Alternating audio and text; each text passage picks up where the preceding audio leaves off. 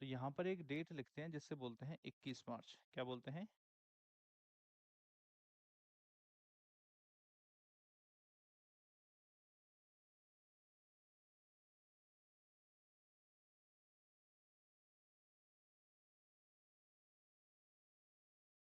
सभी के कैसे हैं आप सभी? आशा करते हैं आप सभी स्वस्थ होंगे, मस्त होंगे, शानदार होंगे, जबरदस्त होंगे। चलिए क्लास की शुरुआत करी जाए। क्यों भाई लोग? क्यों भाई लोग? टॉपिक बताओ। टॉपिक क्या पढ़ना है? हमारा टॉपिक क्या चल रहा था? हमारा टॉपिक चल रहा है मेरे भाई। ये क्या हो गया? एक अलग ही आ गया। हमारा जो टॉपिक चल रहा है वो चल रहा था, वैसे तो हम पढ़ रहे थे मोशंस ऑफ द अर्थ, लेकिन अभी जो हमें पढ़ना है वो पढ़ना है लॉन्गिट्यूड एंड लेटिट्यूड। क्या पढ़ना है?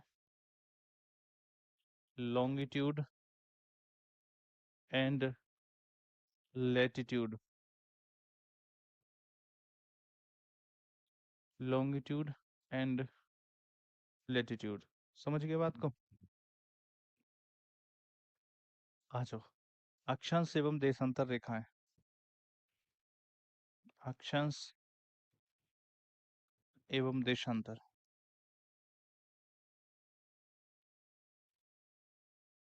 अक्षांश एवं देशांतर रेखाएं, ये हमको जो है पढ़ना है। आ जाइए शुरुआत करते हैं।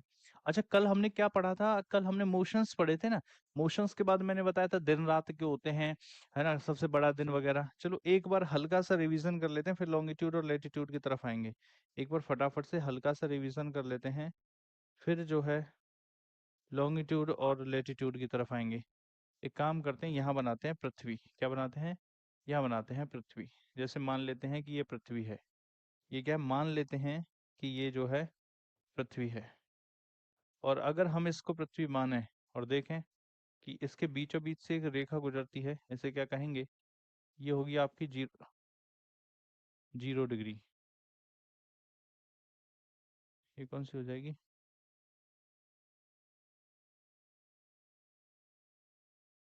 तुम्हारा भला हो जाए, मेरे से तो ये सब बन भी नहीं पाती। बड़ी समस्या है।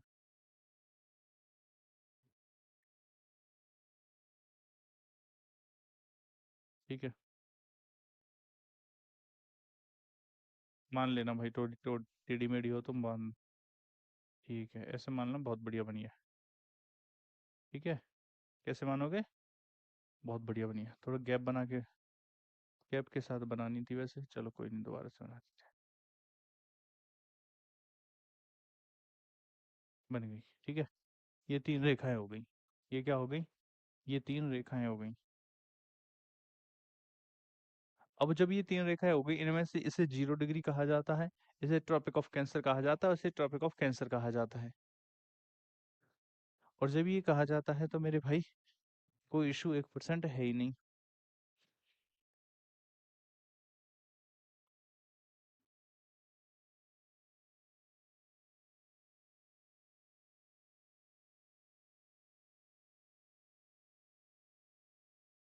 समस्या क्या है?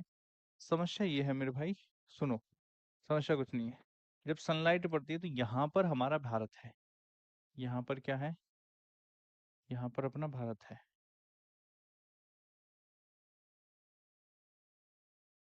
ये अपना भारत है, अपना इंडिया है। ठीक है, ये वाला जो रीजन है। तो अब हम कह रहे थे कि जो सनलाइट है वो कैसे कैसे जाती है। तो ध्यान से सुनना, सनलाइट कैसे कैसे जाती है। जैसे अभी मार्च का महीना चल रहा है और आज 20 मार्च है, कल होगी 21 मार्च। अगर हम 21 मार्च की बात करें तो यहाँ पर एक डेट लिखते हैं जिससे बोलते हैं 21 मार्च। क्या बोलते हैं? 21 मार्च। लिख दूं मैं यहाँ पर? कोई दिक्कत? छोटा कर दूं पेन? 21 मार्च। 21 मार्च को ये जो डेट है ये हो गई। अब यहाँ पर सूरज है तो सूरज डायरेक्टली ओवरहेड है, किसके? इक्वेटर के ऊपर। यहाँ से ये सूरज चलना शुरू करेगा और चलते चलते चलते चलते चलते चलते कहाँ पहुंचेगा? ये पहुंचेगा ऊपर वाले हिस्से पे, यहाँ। यहाँ पर जब ये पहुंचेगा तो यहाँ पर कौन सी डेट हो जाएगी? यहाँ पर जो डेट हो जाएगी वो हो जाएगी 21 जून, अगले 3 महीने बाद। और क्योंकि यहाँ पर 21 जून हो जाएगी, तो इसी समय पे तो भयानक गर्मी पड़ेगी, क्योंकि सन हमारे ऊपर ही ओवरहेड होगा। तो ये जो 21 मार्च है, 21 मार्च को, अभी 20 मार्च है ना आज, आज कल की अगर हम बात करें तो आज कल एकदम ट्रॉपिक, ये इक्वेटर है, 0 डिग्री इसके ऊपर होगा सूरज। अब यहाँ से ऊपर जाने की जब कोशिश करेगा, इसका मतलब है कि अब भारत भारत की तरफ सूरज बढ़ रहा है, बढ़ रहा है, बढ़ रहा है, मतलब पूरी इस लाइन के ऊपर बढ़ेगा, बढ़ रहा है, बढ़ रहा है, बढ़ रहा है। इसका मतलब अब भारत में गर्मियां बढ़ना शुरू हो जाएंगी, और 21 जून को डायरेक्टली ओवरहेड होगा। तभी तो जून में बच्चों की छुट्टियां की जाती हैं। 21 जून है ना, तो 15 दिन पहले से और 15 दिन लास्ट तक, है ना, ऐसे ही तो छुट्टियां की जाती है लगभग। 1 जून से 21 जून तक बच्चों की छुट्टी पड़ती थी, क्योंकि इस समय भयानक गर्मी पड़ती है। तो जब सन डायरेक्टली ओवरहेड होता है आपका जो है भारत के ऊपर, ठीक है, 21 जून के बाद जब यहाँ पहुंच जाएगा, तो इससे ऊपर नहीं जाता है जो है, इससे ऊपर सूरज नहीं जाता। वो इसलिए नहीं जाता है क्योंकि अर्थ जो टिल्टेड है वो 23.5 डिग्री टिल्टेड है, तो ये 23.5 डिग्री ऊपर तक जाएगा, 23.5 डिग्री नीचे तक। अगर अर्थ टिल्टेड ना होती तो डायरेक्टली ये मान लीजिए सेंटर के ऊपर ही होता, तो ऐसे ही अर्थ घूमती रहती, हमेशा डायरेक्टली ओवरहेड होता सेंटर के ऊपर, मतलब 12 घंटे का दिन होता, 12 घंटे की रात होती, सीजन चेंज ही नहीं होते। लेकिन अब क्या है, ये अर्थ टिल्टेड है, तो कभी तो ये 23.5 डिग्री नीचे जाएगा और कभी ये 23.5 डिग्री ऊपर जाएगा। मान लेते हैं जून में यहाँ पहुंच गया, लेकिन थोड़े ही दिन बाद यहाँ से चलना शुरू कर देगा, और यहाँ से जब चलना शुरू कर देगा, तो यहाँ से चलते चलते चलते चलते अब ये वापस आया है। वापस जब ये आएगा, तो दूसरे पेन से बना लेते हैं। तो यहाँ से चलते चलते चलते चलते ये क्या आया है, या वापस आया है। और वापस जब ये आया होगा, तो यहाँ पर सोचिए, मार्च से जून आया, तो जून के बाद अगस्त, जून के बाद जुलाई, अगस्त और सितंबर, इसका मतलब क्या है, सितंबर आ जाएगा, लगभग 23 सितंबर। 21 कहीं लिखा रहता है, कहीं 23 लिखा रहता है, कोई बात नहीं है। आप मान लीजिए 23 सितंबर आ जाएगा। सितंबर को सूरज यहाँ आ जाएगा, सितंबर को यहाँ पर होगा डायरेक्टली यहाँ पर, लेकिन ये यहाँ रुकेगा नहीं। सितंबर के बाद ये जाना शुरू कर देगा नीचे की साइड में, और चलते चलते चलते चलते यहाँ पहुंच जाएगा। यहाँ कब पहुंचेगा, 23 सितंबर को यहाँ पर होगा। सितंबर के बाद अक्टूबर, नवंबर, दिसंबर, मार्च, जून, सितंबर और दिसंबर। दिसंबर को यहाँ पर पहुंचेगा, तो ये कौन सा दिसंबर होगा, 22 दिसंबर। कौन सा दिसंबर होगा, 22 दिसंबर, 22 दिसंबर। 22 दिसंबर को डायरेक्टली सन ओवरहेड होगा ऑस्ट्रेलिया के ऊपर। तो हमसे जितना दूर जाएगा, मान लीजिए 22 दिसंबर को सन यहाँ चला गया, इसका मतलब क्या है, हमसे तो दूर गया, तो हमारे यहाँ सर्दियां हो जाएंगी, और यहाँ पड़ेगी भयानक गर्मी। और जब सन हमारी तरफ आ जाएगा, तो जब जून में हमारे यहाँ गर्मी पड़ेगी, तब यहाँ ऑस्ट्रेलिया में भयानक सर्दी पड़ रही होगी। समझ में आ गई बात, क्लियर नहीं दिख रहा है, रुकिए। और इससे ज्यादा क्लियर कितना देखना चाहते हो भाई, है, वो तो क्लियर कर दिया, और बड़ा करना है, थोड़ा सा और कर देते हैं, बाकी वैसे तो बहुत बड़े। लो भाई, और दिख रहा है, ठीक है। तो ये कहानी हो गई। दिसंबर के बाद फिर ये चलना शुरू कर देगा, और दिसंबर के बाद जब ये चलना शुरू करेगा, तो दोबारा से जब ये चलेगा, तो दिसंबर के बाद फिर दोबारा से जब ये चलेगा, तो ये वापस आ जाएगा, और वापस जब पहुंचेगा, तो फिर दोबारा से कौन सा आ जाएगा, 21 मार्च। समझ रहे हो आप, बात को समझ रहे हो, नहीं समझ रहे हो, आएगा या नहीं आएगा। तो पहले मार्च में चला, जून में ऊपर पहुंचा, फिर जून में चला, 23 सितंबर को नीचे पहुंचा, 23 सितंबर को जब चला, 22 दिसंबर को पहुंचा, और 22 दिसंबर को चला, तो 21 मार्च को फिर से पहुंचा। 21 मार्च के बाद फिर दोबारा ऊपर जाएगा, ये प्रोसेस हो जाएगा। तो ऐसे और ऐसे, ऐसे ऐसे ऐसे ऐसे, ये यूं सन घूमता रहता है। समझ में आई बात। तो जिस समय,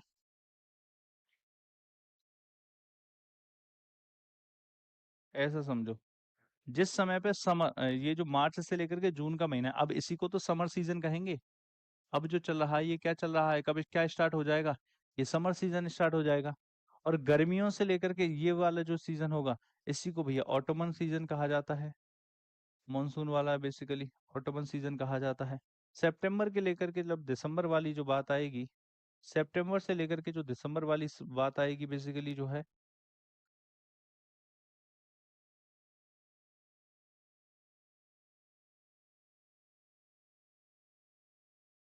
इसी को तो विंटर कहा जाएगा, विंटर सीजन। और विंटर के बाद दिसंबर से लेके मार्च वाला ये जो फरवरी वाला सीजन होता है, इसी को स्प्रिंग सीजन कहा जाता है। तो ये स्प्रिंग सीजन कहलाएगा। समझ में आई बात।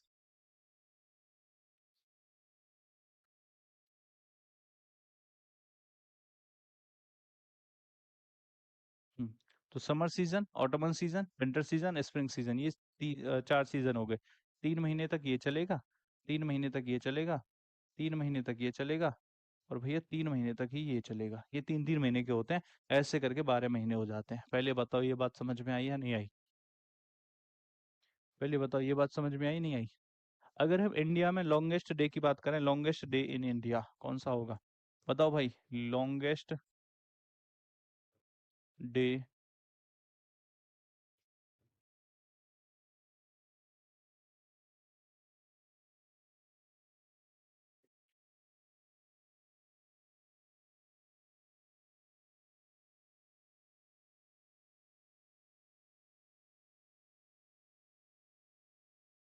भारत का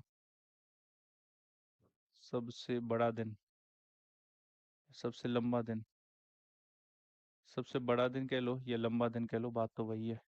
भारत का सबसे लंबा दिन कौन सा होगा? 21 जून। और अगर बात करें दक्षिण भारत का सबसे लंबा दिन कौन सा होगा? वो होगा 22 दिसंबर। अगर दक्षिण भारत की बात करें कि सबसे लंबा दिन कौन सा होगा, वो होगा 22 दिसंबर। कौन सा होगा मेरे भाई? 22 दिसंबर। बताओ कोई दिक्कत? तो 6 महीने सूरज नॉर्दर्न हेमिस्फीयर में रहता है, और 6 महीने सूरज साउदर्न हेमिस्फीयर में रहता है। जिस समय नॉर्दर्न हेमिस्फीयर में रहेगा तो नॉर्थ पोल को पूरा लाइट देगा, तो यहाँ पर क्या होगा? दिन रहेगा, 6 महीने का दिन रहेगा। और जहाँ 6 महीने की रात रहेगी, और जब साउथ हेमिस्फीयर में सूरज आ जाएगा, तो यहाँ पर लाइट रखेगा 6 महीने तक इस वाले पोल्स पे, और इस पोल्स पे 6 महीने का अंधेरा रहेगा। वो भी हम देख लेंगे। पहले बताओ इतना समझ आ गया? हाँ वही 21 22 दिसंबर, कोई दिक्कत नहीं है उसमें। तो ये हो गया 21 जून। यही बात आपको बतानी थी, और तो कोई दिक्कत ही नहीं है। और शॉर्टेस्ट अगर पूछा जाए इंडिया में, शॉर्टेस्ट कौन सा होगा? और अगर इंडिया में शॉर्टेस्ट पूछा जाए तो कौन सा होगा? 22 दिसंबर। सबसे छोटा दिन, सबसे छोटा दिन, तो वो कौन सा होगा? आपका जो है 22 दिसंबर। इंडिया की बात हो रही है। और कहाँ तुम 22 दिसंबर को सबसे बड़ा पढ़ते थे? अब बताओ, अब बात आई समझ में? क्रिस्टल क्लियर है ना? अब आगे बात समझ में? यही है कहानी। लिखो फटाफट से। लिख ली? चले आगे। लिख ली मेरे भाई? आगे चले?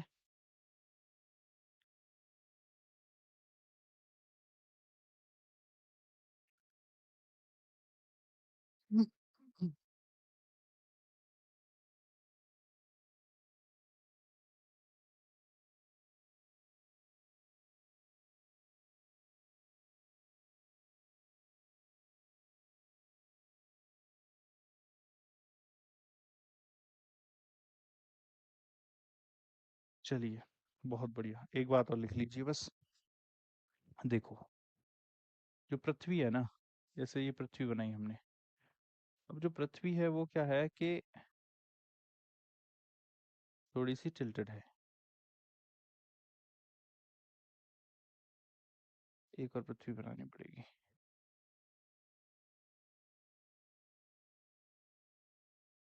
ऐसा नहीं करते। पहले हम यहाँ पे सन बना देते हैं दूसरे कलर से। ये हो गया सन। ठीक है। ये क्या है? ये है सन।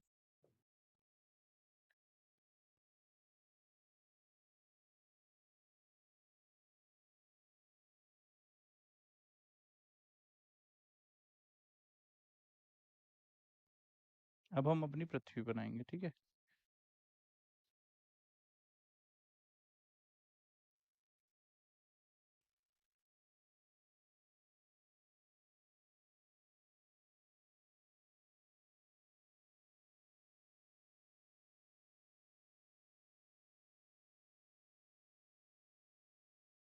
पृथ्वी तो सन के चक्कर लगा ही रही है।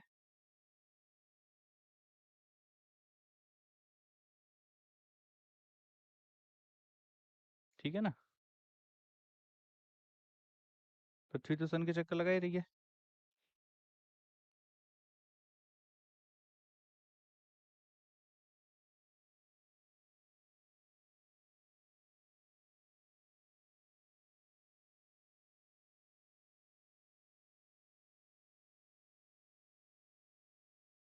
ठीक है, नहीं ये ठीक है, थोड़ा सा ठीक है। अब ठीक है, अब समस्या क्या है, देखो ध्यान से सुनना। जैसे ये है पृथ्वी, अगर हम यहाँ की बात करें तो ये तो इक्वेटर हो गया, ये तो इक्वेटर हो गया।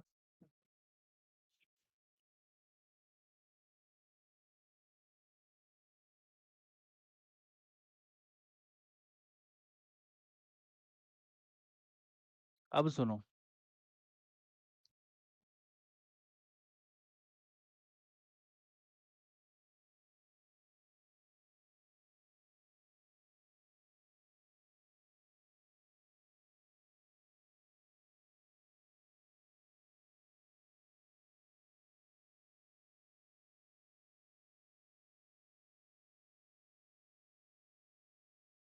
देखो अब सनरेज जानी है, तो जो सनरेज जाएंगी ना, ये सन के क्या जाएंगी, इस वाले हिस्से पर,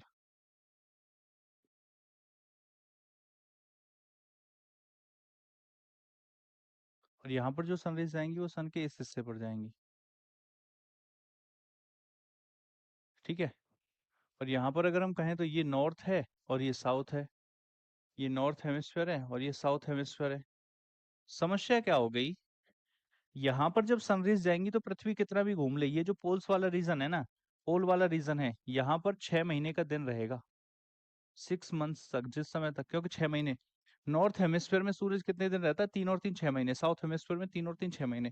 तो जिस समय पर नॉर्थ हेमिस्फीयर में सूरज रहेगा, उस समय 6 महीने का क्या होगा, दिन। नॉर्थ में, नॉर्थ में क्या होगा, 6 महीने का दिन। और साउथ में क्या होगा, 6 महीने की, 6 मंथ्स रात। ये कहाँ होगा, ये साउथ में होगा। ऐसे ही सेम यहाँ पर, अब यहाँ साउथ में क्या है, साउथ में, साउथ में होगा 6 महीने का, 6 मंथ्स दिन। और यहाँ पर क्या होगा, नॉर्थ में 6 मंथ्स रात, नाइट होगी। समझ में आई बात, 6 मंथ्स नाइट होगी।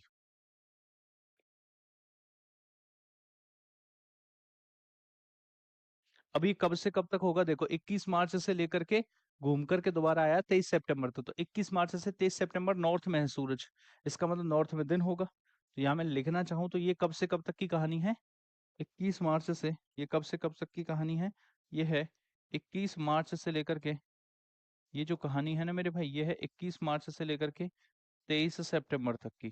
ठीक है, और यहाँ पर अगर बात करें तो सितंबर से लेकर 23 सितंबर से ये घूम करके ऐसे 21 मार्च तक।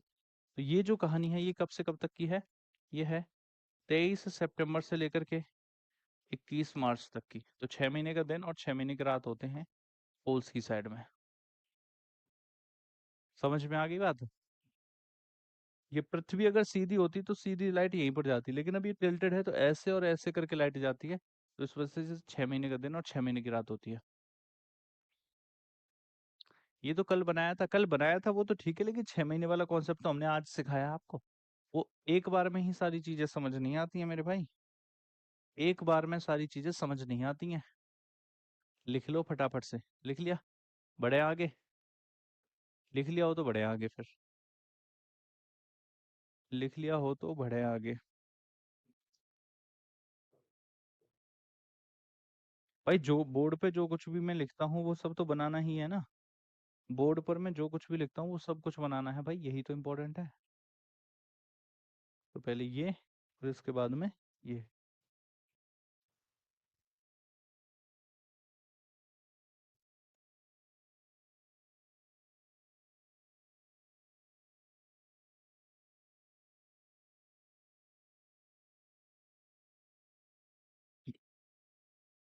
देखो जैसे ये है, अब यहाँ पर इसी को रख देता हूँ मैं। ठीक है, अब सनलाइट क्या है, ऐसे आ रही है तो इसके इस हिस्से में पड़ रही है, तो ये पोल्स पे भी जा रही है। अब ये कितना भी घूमता रहे, इसके साउथ में सनलाइट जाएगी ही नहीं, जिस समय नॉर्थ में जा रही है उस समय साउथ में जाएगी नहीं, तो नॉर्थ में ही सनलाइट रहेगी।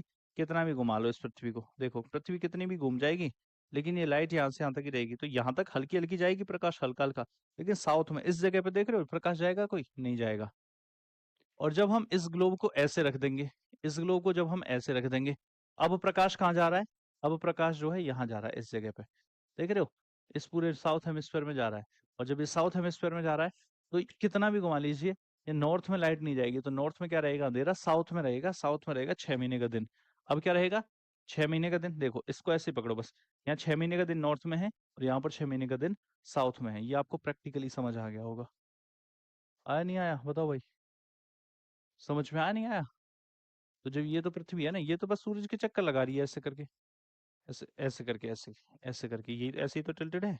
इसको सीधा रखता हूँ लो, तो ये नॉर्थ में, और ये भैया साउथ, साउथ में लाइट आएगी। ये ऐसे है, ठीक गया? चलो डालो हेडिंग ग्लोब, डालो हेडिंग ग्लोब। क्या हेडिंग डालोगे? हेडिंग डाल दीजिए ग्लोब। तो पढ़ेंगे लॉन्गिट्यूड एंड लेटीट्यूड के बारे में। ग्लोब, यही तो होता है ग्लोब। तो लिखेंगे मॉडल ऑफ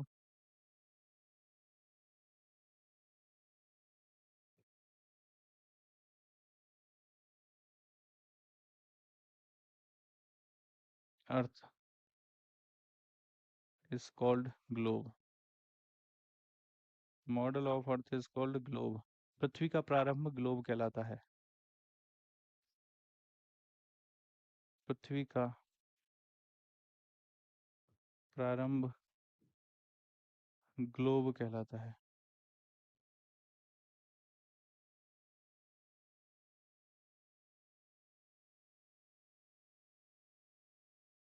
पृथ्वी का प्रारंभ ग्लोब कहलाता है। अगर ग्लोब की बात की जाए तो ये किसके द्वारा दिया गया था? इसको दिया गया था बेहम के द्वारा।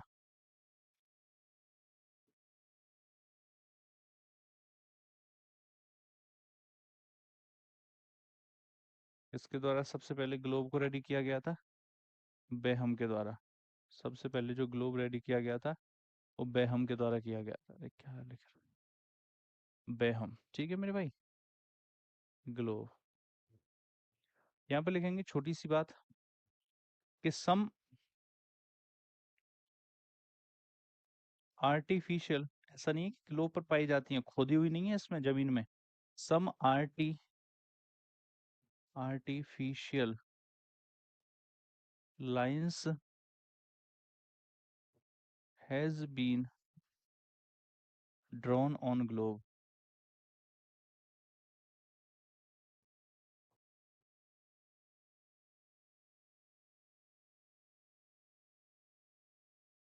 ग्लोब पर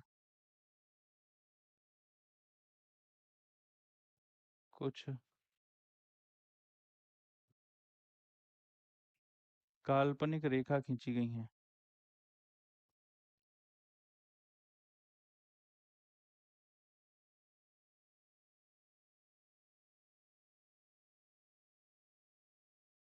ग्लोब पर कुछ काल्पनिक रेखा खींची गई हैं, वो कौन कौन सी हैं? वो है भैया आपका हॉरिजॉन्टल है, कुछ तो हॉरिजॉन्टल हैं, जिनको क्षैतिज कहा जाता है। और कुछ जो है वर्टिकल हैं, या फिर ऐसे कर लो, कुछ तो हॉरिजॉन्टल हैं, कुछ क्या हैं, कुछ वर्टिकल हैं। वर्टिकल को मेरे भाई अध्वदेर कहा जाता है।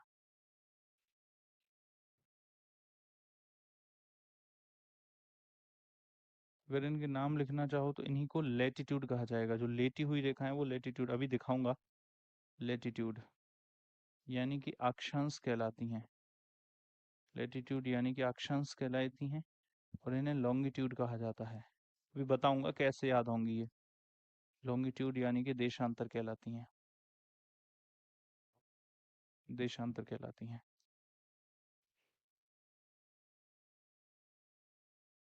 सुनो ध्यान से, ये ग्लोब है मान लेते हैं। मैंने कहा कि इस ग्लोब पर हर रेखा का नाम भी बताऊंगा मैं। इस ग्लोब पर या कोई भी मैप लेते हो तो आपने कुछ रेखाएं देखी होंगी। ऐसे ऐसे ऐसे ऐसे चलती रहती हैं। अगर आपको इस पर भी दिख रही हो तो दिख रही हैं, ये जो ऐसे ऐसे रेखाएं चल रही हैं, ये जो ऐसे ऐसे रेखाएं चल रही हैं, तो ये रेखाएं क्या हैं, लेटी हुई हैं। लेट जाता है ना आदमी ऐसे, उद्भर उर्ध ऊर्ध्वाधर, क्या लिखते हैं यार, मुझे तो समझ में नहीं आता ऊर्ध्वाधर।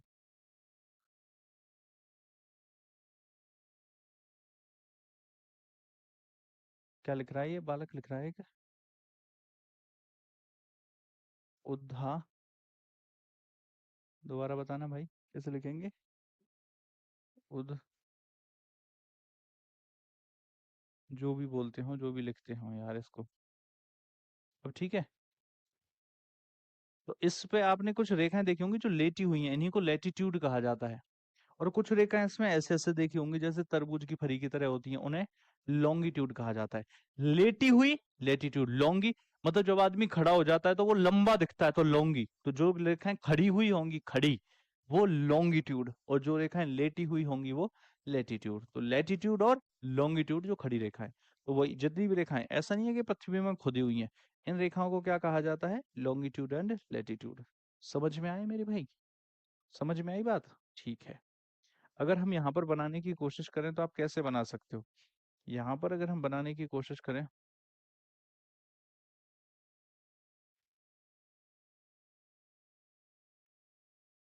तो आप कुछ इस प्रकार से बना सकते हो कि इस ग्लोब के ऊपर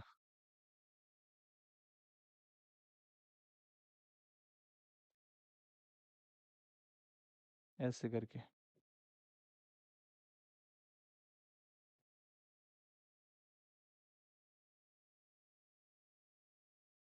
सेम ऐसी साउथ में भी होंगी।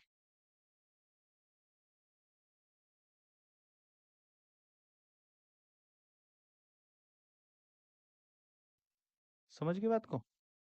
और कुछ रेखाएं क्या होंगी, कुछ रेखाएं इसमें खड़ी हुई भी होंगी, ऐसे तरबूज की तरह। तभी तो इसमें ये बॉक्स जैसे दिखाई देते हैं।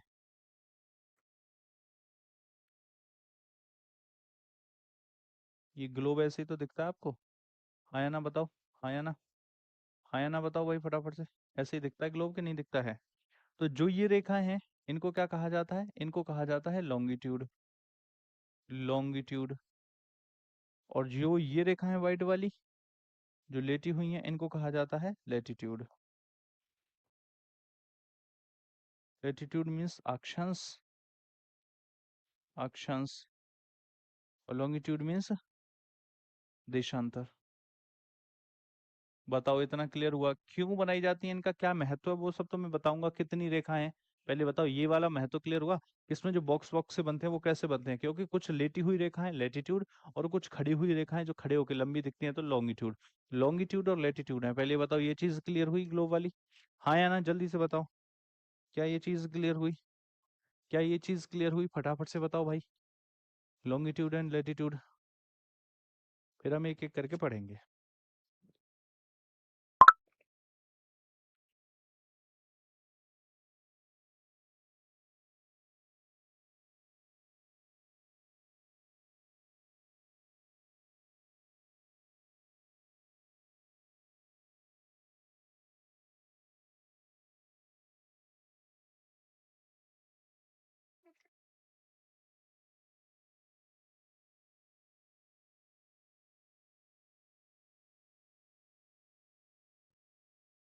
बना लिया?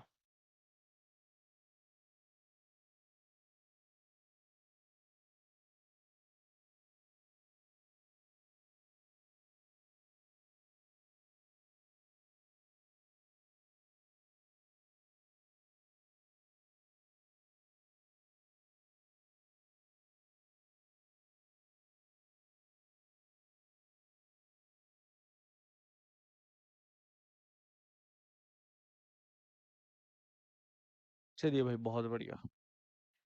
क्या कहा? चलिए भाई, बहुत बढ़िया। डालिए हेडिंग। एक एक करके पढ़ते हैं। पहले डाल दीजिए लेटीट्यूड। पहले क्या हेडिंग डालेंगे? लेटीट्यूड, यानी कि अक्षांश। अब ये अक्षांश क्या होती हैं, सुनेंगे ध्यान से। लेटीट्यूड यानी कि अक्षांश। अक्षांश होती क्या है सुनेंगे? These are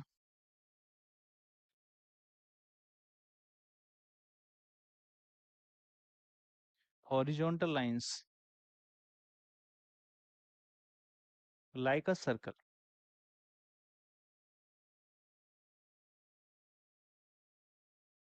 like circle.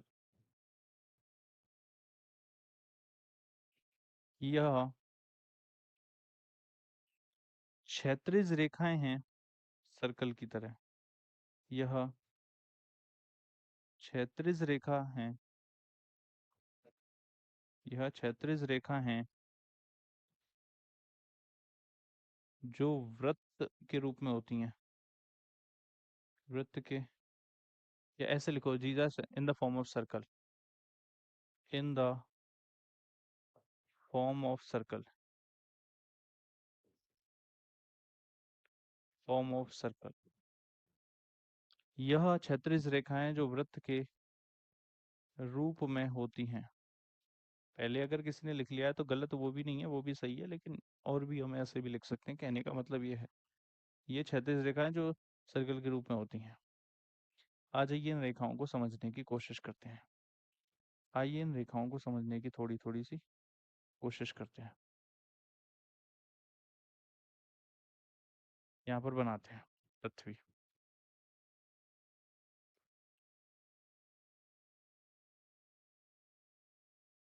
मैंने तुम्हें ये ग्लोब दे दिया। मैंने तुम्हें ये ग्लोब दे दिया और तुमसे कहा, मैंने तुम्हें ये ग्लोब दे दिया, फुटबॉल के जैसा है, इसको हटा देते हैं, जो इसका ये स्टैंड है इस स्टैंड को हटा देते हैं। मैं आपको ऐसे दिखाता हूँ। मैंने तुम्हें ये ग्लोब दिया और मैंने कहा कि इस पर सबसे बड़ी लाइन ड्रॉ करो। बताओ आप लाइन कैसे ड्रॉ करोगे? जब मैं आपसे कहूंगा इस पर सबसे बड़ी लाइन ड्रॉ करो तो आप क्या करोगे? आपने क्योंकि अभी तक ऐसे देखा है, क्योंकि इसकी सबसे बड़ी लाइन तो ये बीच से गुजरती है। ये तो सबसे बड़ी लाइन हो जाएगी। मैंने मार्क कर दिया और ये व्हाइट कलर का ग्लोब था। मैंने कहा चलो लाइन ड्रॉ करो। तुमने क्या किया? इसके बीचों बीच जो है लाइन ड्रॉ कर दी कि सर ये सबसे बड़ी रेखा है। अगर मैं, तुमने कहा ठीक है, अगर मैं इसको ऐसे कर देता तो क्या है? वो भी तो सबसे बड़ी रेखा होती। अरे फुटबॉल पे आप इमेजिन करिए, तुमने ऐसे करी, मैं इसको ऐसे कर देता और ऐसे करके फुटबॉल को यूं कर देता। मैं इसको ऐसे कर देता, मैं इसको ऐसे कर देता। अरे भैया कहीं पर भी इस पे लाइन ड्रॉ कर दो, ऐसे कर दो, ऐसे कर दो, ऐसे कर दो, ऐसे कर दो, जो भी एक सर्कल बनाओगे वो सबसे बड़ी रेखा हो जाएगी, सबसे बड़ा सर्कल हो जाएगा। समझ रहे हो? चाहे ऐसे बना दो वो सबसे बड़ा, चाहे ऐसे बना, क्योंकि एक जब बन गया बगल में दूसरा बनाओगे वो छोटा छोटा छोटा होगा। लेकिन एक सर्कल तो आप चाहे ऐसे बना दो, चाहे ऐसे बना दो, चाहे ऐसे बना दो, चाहे ऐसे बना दो, तो सबसे बड़ा सर्कल हो जाएगा। तो वैसे ही हमने क्या किया, इसके बीचों बीच से एक सर्कल बना दिया। और जब हमने सर्कल बना दिया इसके बीचों बीच से, तो वही सर्कल तो भैया आपका जो है ये है। तो जब बीचों बीच से एक सर्कल बनाया, जब बीचों बीच से एक सर्कल बनाया, नीचा हो गया क्या ये सर्कल? ठीक है। अरे यार, जब बीचों बीच से एक सर्कल बनाया तो ये हो गई सबसे बड़ी रेखा। हमने इसको नाम दे दिया भैया 0 डिग्री, या ऐसे जीरो को भी छोड़ो, हमने इसको नाम दे दिया क्योंकि ये बीचों बीच से था। अगर मैं तलवार से इसको ऐसे काट दूं तो ये क्या हो जाएगा? दो कटोरे जैसे आ जाएंगे, नहीं आ जाएंगे? इसने क्या किया, जो बीच में से हमने सर्कल बनाया था, इसने इस हेमिस्फीयर को दो बराबर बराबर हिस्सों में, अगर मैं इसको काटूं तो दो बाउल जैसे बन जाएंगे बराबर, ये भी उतना बड़ा, ये भी उतना बड़ा बीच से निकला है। तो इसलिए क्योंकि ये पृथ्वी को बीचों बीच से बराबर बराबर इक्वल पार्ट्स में डिवाइड कर रहा था, इसीलिए इसका नाम हमने इक्वेटर दे दिया। ये 0 डिग्री पर बनाया गया और इसका नाम क्या पड़ गया? इसका नाम ही इक्वेटर पड़ गया। क्या पड़ गया मेरे भाई? इसका नाम हमने दे दिया इक्वेटर। क्योंकि ये पृथ्वी को बीच से काट रहा था, इसका मतलब क्या है, ये पृथ्वी को क्या बोलते हैं? भू। और भू को कहाँ से काट रहा था? मध्य से। तो भू को मध्य से काटने वाली रेखा ही क्या कहलाई? भूमध्य रेखा कहलाई। बात आई समझ में? भू को मध्य से काटने वाली रेखा ही भूमध्य रेखा कहलाई। तो इसीलिए इसको भूमध्य रेखा कहा गया। भूमध्य रेखा। अब ये कितने हेमिस्फीयर बन गए? ये भैया दो हेमिस्फीयर बन गए। ये क्या हो गया? ये हो गया नदन हेमिस्फीयर, जिसको बोलेंगे उत्तरी गोलार्ध। तो 0 डिग्री से ऊपर वाला जो है उसको बोलते हैं उत्तरी गोलार्ध, और 0 डिग्री से जो नीचे वाला है इसको क्या बोलते हैं? Southern hemisphere. Southern hemisphere. यानी कि दक्षिणी गोलार्ध, उत्तरी गोलार्ध और दक्षिणी गोलार्ध, ठीक है भैया, ये बात भी समझ में आ गई। अब क्या है, जैसे ये हुआ 0 डिग्री, तो ऊपर वाला कहने लगा एक लाइन और दे दो मुझे, चलो इसको एक और लाइन दे दी। अब ये नॉर्थ में दी गई तो इसका नाम 1 डिग्री नॉर्थ रख दिया। साउथ वाला कहने लगा मुझे भी दो, तो इसको भी दे दी एक लाइन, इसका नाम 1 डिग्री साउथ रख दिया, क्योंकि वन लाइन वन लाइन। इसने कहा मुझे भी दो, तो इसको एक और लाइन दे दी, इसका नाम 2 डिग्री नॉर्थ रख दिया, इसको भी एक और लाइन दे दी, इसका नाम 2 डिग्री साउथ रख दिया, क्योंकि साउथ की है दूसरी लाइन। ये कहने लगा उसको भी दिया तो मुझे भी दो, इसका नाम क्या किया, 3 डिग्री रख दिया, इसका नाम 4 डिग्री रख दिया, इसका नाम 5 डिग्री नॉर्थ रख दिया। तो जैसे ऊपर की साइड में लाइन खींची, जैसे ऊपर की साइड में लाइन खींची, वैसे ही भैया नीचे की साइड में भी लाइन खींच दी। समझ रहे हो बात को? तो ऐसे करते करते बहुत सारी लाइन खींचती गई, और यहाँ पर तो एक डॉट जैसा बन गया, इसको क्या बोला गया, 90 डिग्री नॉर्थ। और ऐसे यहाँ पर भी डॉट सा बन गया, इसको क्या बोला गया, 90 डिग्री साउथ। ठीक है, 90 डिग्री नॉर्थ है, 90 डिग्री साउथ। अब अगर हम यहाँ पर बात करें 0 डिग्री की, तो 0 डिग्री जो होती है उसी को क्या कहते हैं, उसी को बोलते हैं इक्वेटर। इक्वेटर, इक्वेटर को क्या बोलते हैं, आपका जो है भूमध्य रेखा, भूमध्य रेखा। और मैंने क्या बताया कि यही तो सबसे बड़ा सर्कल है, सबसे बड़ा सर्कल यही है, तो इसीलिए इसको ग्रेट सर्कल भी बोला जाता है, इसीलिए इसको ग्रेट सर्कल भी बोला जाता है, ग्रेट सर्कल। भूमध्य रेखा को ही ग्रेट सर्कल या महान वृत्त बोला जाता है। आपसे पूछे पृथ्वी पर महान वृत्त कौन सा है, तो महान वृत्त ही कौन सा है, ग्रेट सर्कल, यानी कि जो इक्वेटर है यही महान वृत्त है। समझ गए बात को? ठीक है। इसके अलावा बात करें टोटल लैटिट्यूड्स की, टोटल लैटिट्यूड्स तो कितने हैं, 90 तो ये हैं ऊपर नॉर्थ में, तो 90 तो कहाँ पर है, नॉर्थ में है। इसके अलावा ये तो हो गए नॉर्थ में, इसके अलावा एक हो गया 0 डिग्री वाला, ये वाला 0 डिग्री वाला, और एक हो गया 90, कितने हो गए, 90 ही हो गए साउथ में।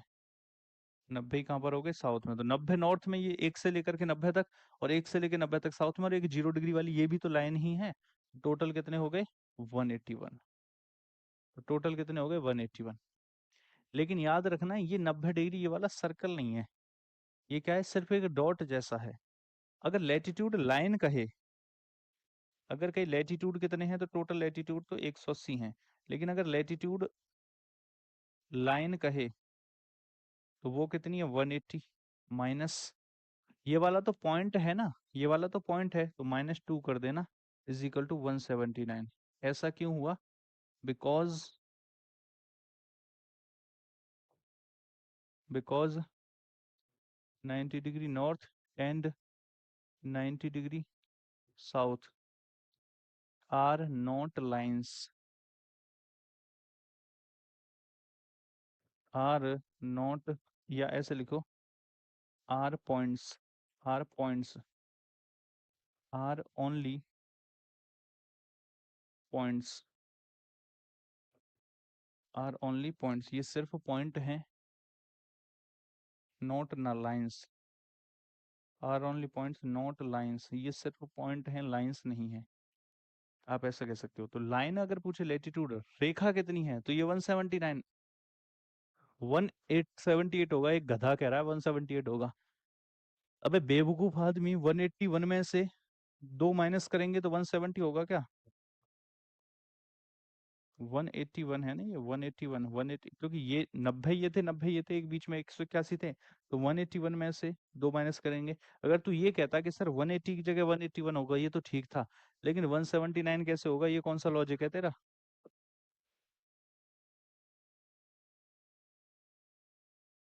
बता भाई पागल आदमी है, ओ पागल आदमी, समझ आई तेरी, बुद्धि चली थोड़ी बहुत? पहले बता, इतना समझ आया? फटाफट से लिखो इतना, जल्दी छापो इतना, आगे बढ़ते हैं फिर, जल्दी छापो, अभी तो लेटीट्यूड चल रहा है, फिर लॉन्गिट्यूड है, फिर टाइम लाइन है, डेट लाइन है, सब पढ़नी है आज ही। आज इसको पूरा करना है, कॉस्मोलॉजी आज आपकी पूरी हो जाएगी। हाँ, भूमध्य विषुवत रेखा, आज आपकी कॉस्मोलॉजी पूरी, खत्म, सिंपल, खत्म, एकदम खत्म।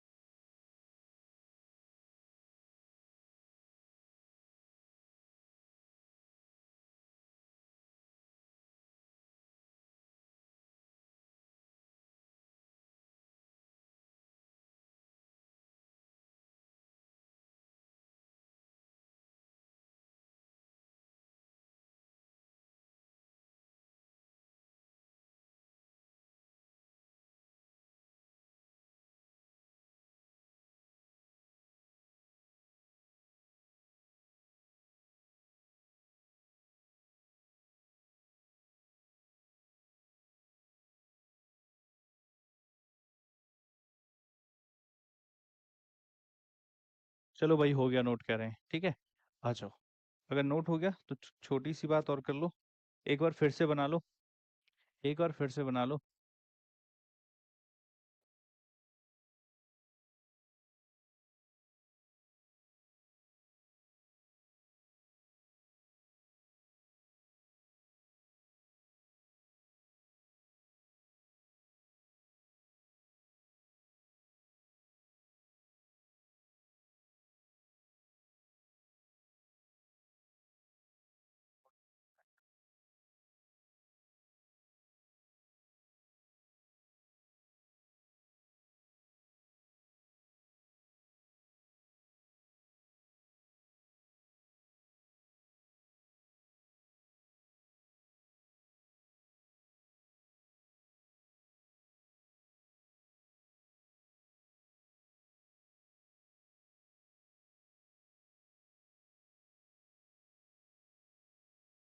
ठीक है।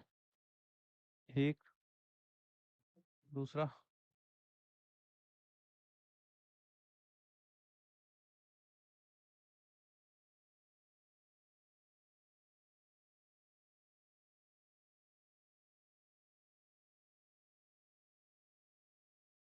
तीसरा।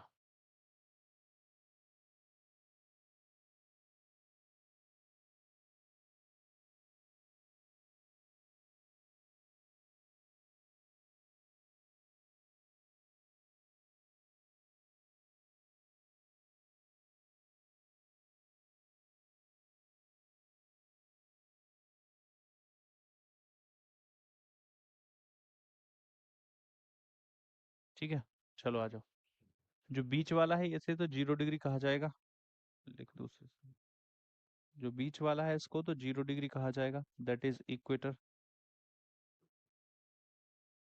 ठीक है। इसके अलावा जो ये है इसे कहा जाएगा 23.5। 23.5 डिग्री नॉर्थ। और ये है 23.5 डिग्री साउथ। इसका नाम है tropic of cancer. Tropic of cancer यानी कि कर्क रेखा। और इसका नाम है tropic of capricorn. Tropic of capricorn. मकर रेखा।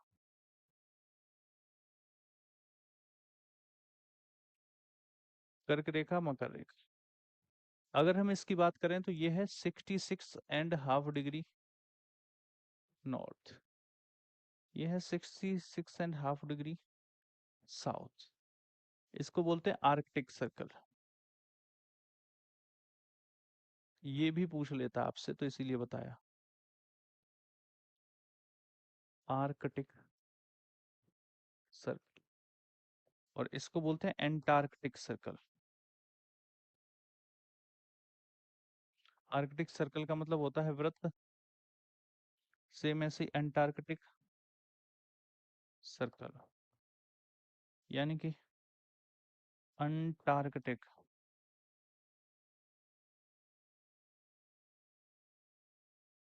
वृत्त। लिख लो फटाफट से।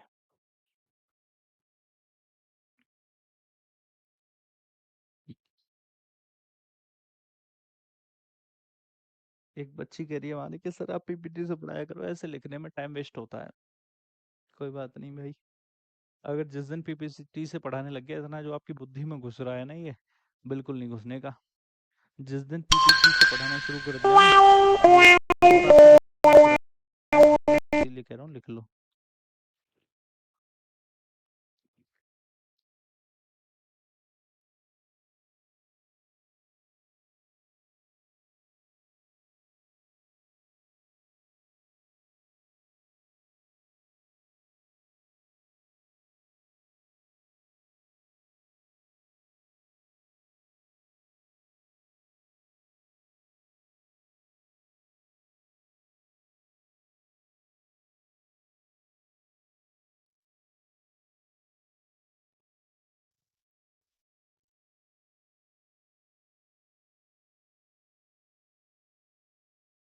देखा सारे बच्चों के कमेंट आ गए, नहीं सर इसी तरह पढ़ाइए, इसी तरह सही है।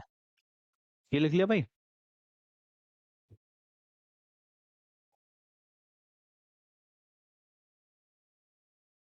अच्छा एक चीज लिखना भूल गए यार हम, इनके बीच में एक चीज लिखना भूल गए, डिस्टेंस बिटवीन टू लाइंस। ये जो है ना, इसको बोलते हैं डिस्टेंस बिटवीन टू लाइंस, ये नहीं लिखा हमने।